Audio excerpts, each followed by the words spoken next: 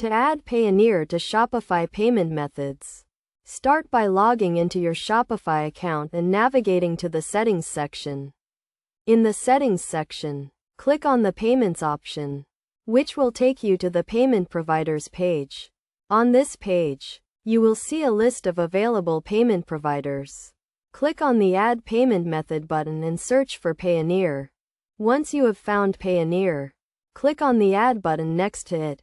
This will take you to the Payoneer sign-in page where you will be prompted to enter your Payoneer account credentials. Enter your email address and password, and click on the Sign In button. After signing in, you will be redirected back to the Shopify Payments page, where you will see that Payoneer has been added as a payment method. To complete the setup, click on the Complete Account Setup button. This will take you to the Payoneer account setup page. On this page, you will be required to enter some additional information, including your business name, address, and tax identification number. Once you have entered all the required information, click on the Save button to complete the setup.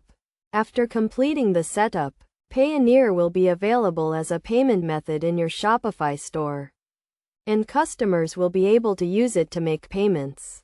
It is also important to note that you need to have a verified Payoneer account to be able to receive payments from your customers.